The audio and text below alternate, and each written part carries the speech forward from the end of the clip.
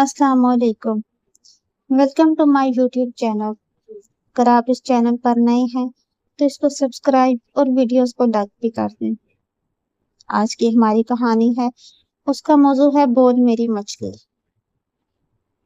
आखिरी बार जब जाल पानी से बाहर निकाला तो इसने सुबह सादे की हल्की सी रोशनी में देखा कि एक मछली की दुम में कुछ चमक रहा था। तैमूर ने अगले 24 घंटों के लिए जरूरत की हर चीज माँ के बिस्तर के पास एक मेज पर रखी और माँ के पास बैठ गया। माँ ने मंदी आंखें खोल दी तो तैमूर ने माँ का हाथ अपने हाथों में लेकर चूमा और माँ के चेहरे पे मुस्कुराहट फैल गई। माँ के लब हिले और तैमूर समझ गया कि माँ इसे दुआएं दे रही थी। इसने माँ के गाल पर हाथ रखते हुए माँ को समझाया कि माँ जी, खबरों में सुन रहे हैं कि कल से समुद्री तूफान आ रहा है, जिसकी वजह से अगले कई रोज तक समंदर में जाकर मछली नहीं पकड़ी जा सकेगी। इसलिए मैं आज रात वापस नहीं आऊंगा, बल्कि ज्यादा सारी मछली जमा करूंगा ताकि अगले चंद रोज तक के लिए आपकी दवा और खुराक में कमी न आ सके। तैमूर की बात खत्म हुई तो माँ के चेहरे पे मुस्कुराहट और आंखों के गीले किनारों से उसे समझ आ गई कि माँ उसकी बात समझ रही है। इसने माँ को बताया कि उसकी हमसाई खाला सत्तू इसके पास इसकी खबरगिरी के लिए आती रहेगी। मैं इसे बता जाऊंगा। माँ को सारी बातें समझाकर तैमूर ने अपनी राह ली और साहिल पर जाकर अल्लाह का नाम लेकर अपनी कश्ती समंदर में डाल दी। और भी कई मलाह अपनी कश्तियां समंदर में डालकर रिज़्क़े हलाल कमाने की कोशिश में मसरूफ थे। समंदर में फिरते फिराते दोपहर और फिर शाम हो गई थी। तैमूर ने अपनी कश्ती में काफी मछली जमा कर ली थी। सब माहीगीर घरों को लौट रहे थे। तैमूर भी कश्ती को साहिल पर ले आया। अपनी कश्ती में रखी पोटली से निकाल कर सादा सा खाना खाया और अपने बाप को भी याद किया जब वो 8वीं क्लास में था कि इसका बाप चल बसा था और माँ अचानक बीमारी का शिकार होकर बिस्तर से लग गई। इसे यकीन था कि खाला सत्तू ने यकीनन माँ को खाना खिला दिया होगा।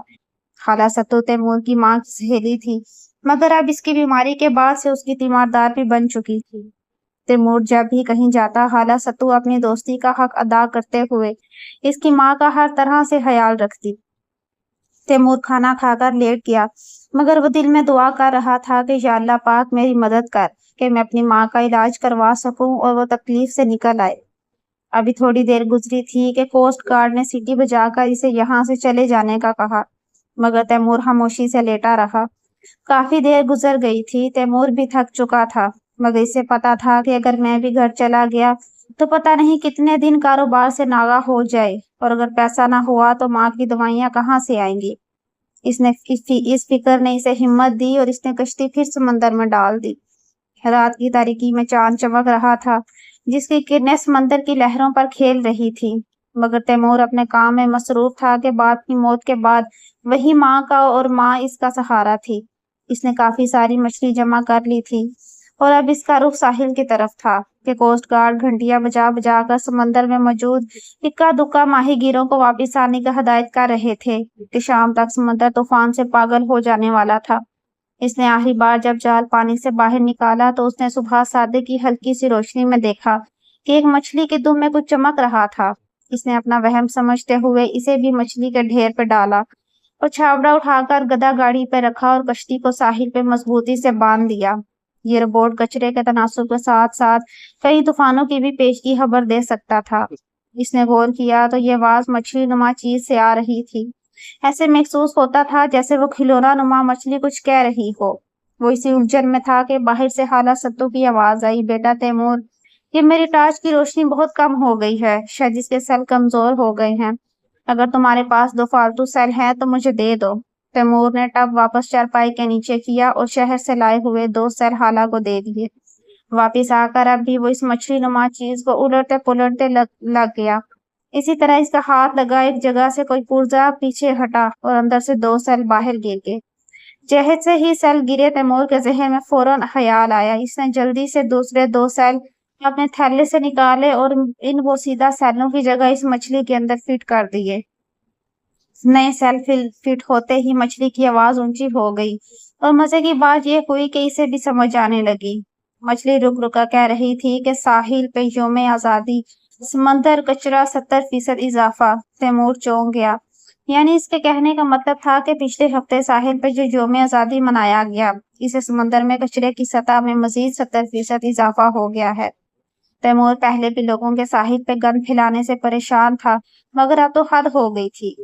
اب اسے سمجھ آ رہی تھی کہ یہ کیا چیز ہے۔ اس نے ایک بار شہر منڈی میں سمندری روبوٹ کی بات سنی تھی جو سمندر کے اندر کی خبریں دے گا۔ اسے اندازہ ہو گیا کہ یہ یقیناً وہی روبوٹ ہے۔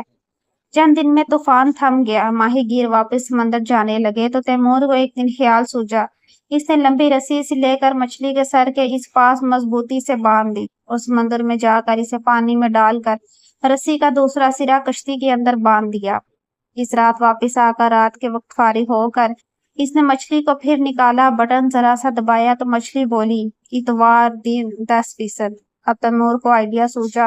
وہ شہر گیا تو اس نے منڈی میں مینیجر کو ساری بات بتائی۔ پہلے تو مینیجر نے یقین نہیں کیا، مگر جب اس نے داد و شمار بتائے تو کسی حد تک اسے بھی یقین آ گیا۔ وہ تیمور کو لے کر اخبار کے دفتر چلا گیا۔ اخبار کے ایڈیٹر کو تسلی سے ساری بات بتائی۔ ایڈیٹر بھی حیران تھا کہ یہ وہی داد و شمار تھے جو انہوں نے چند دن پہلے جاری کیے تھے۔ ایڈیٹر نے کہا، چند دن بعد عید ہے، عید کے دن بھی مچھلی کو سمندر میں ڈال کر تجربہ کیجئے، پھر مجھے بتائیے۔ مینیجر تیمور نے وعدہ کیا کہ ٹھیک ہے، اور عید پہ جو داد و شمار مچھلی نے بتائے، اس ایڈیٹر نے بھی وہی چھاپ دیے۔ اگلے دن اس وقت حیرت کی انتہا نہ رہی جب ٹھیک وہی داد و شمار کسی بین الاقوامی میگزین نے بتائے۔ اب ایڈیٹر بھی حیران تھا کہ وہ مچھلی کیا ہے۔ اگلے دن ایڈیٹر اور منڈی کا مینیجر خود تیمور کے گھر آئے اور مچھلی نما چیز کو دیکھا۔ مینیجر بھی اسے دیکھ کے کہا، یہ روبوٹ ہے اور ہمیں یہاں کسی اتھارٹی کو خبر کرنی چاہیے۔ تیمور بھی اس بات سے متفق تھا۔ اگلے دن وہ تینوں مچھلی کو لے کر سمندر کا کنٹرول سنبھالنے والی کمیٹی کے دفتر گئے۔ وہاں جب کمیٹی کے اہلکاروں نے دیکھا تو یہ تو وہی روبوٹ ہے جو چند دن پہلے تجربے کے لیے سمندر کی تہہ میں بھیجا تھا، مگر کسی خرابی کی وجہ سے اس کا رابطہ اس سے نہیں ہو پایا تھا۔ اہلکار تو اس کے لیے بہت پریشان تھے۔ ممکن تھا کہ ان کی نوکری بھی چلی جاتی کہ یہ روبوٹ ایک ملک نے تحفہ دیا تھا جو ہر روز سمندر کی تہہ میں بڑھتی ہوئی آلودگی اور کچرے کی مقدار سے برابر آگاہ کرتا رہتا تھا۔ کچرے اور آلودگی کے خاتمے کے لیے اس کی درست مقدار معلوم کرنا ازحد ضروری تھا۔ یہ روبوٹ کچرے کے تناسب کے ساتھ ساتھ کئی طوفانوں کی بھی پیشگی خبر دیتا تھا۔ تیمور کی اس کاوش کو بہت سراہا گیا اور اگلے دن اسے انعام دینے کے لیے ایک تقریب بھی منعقد ہوئی، جس میں تیمور نے کہا کہ میں اپنے ہم وطنوں سے ایک بات کہنا چاہتا ہوں کہ جب ہم اپنی سرزمین اور ساحل صاف نہیں رکھیں گے، ہماری روبوٹ اور ترقی کی کوششیں اسی طرح رائگاں جاتی رہیں گی۔ ترقی یافتہ ممالک تو روبوٹ کی مدد سے ہزاروں میل دور بیٹھ کر انسانی جسم کی آپریشن بھی کر رہے ہیں، اور ہم ابھی یہ ضروری ٹیکنالوجی دوست ممالک سے ہی مانگ رہے ہیں۔ روبوٹ اب زندگی کا حصہ ہیں، لہٰذا یہ ضروری ہے کہ ہم تعلیم ٹیکنالوجی کو فروغ دیں، ورنہ ہم دوسرے ملکوں سے زیادہ پیچھے رہ جائیں گے۔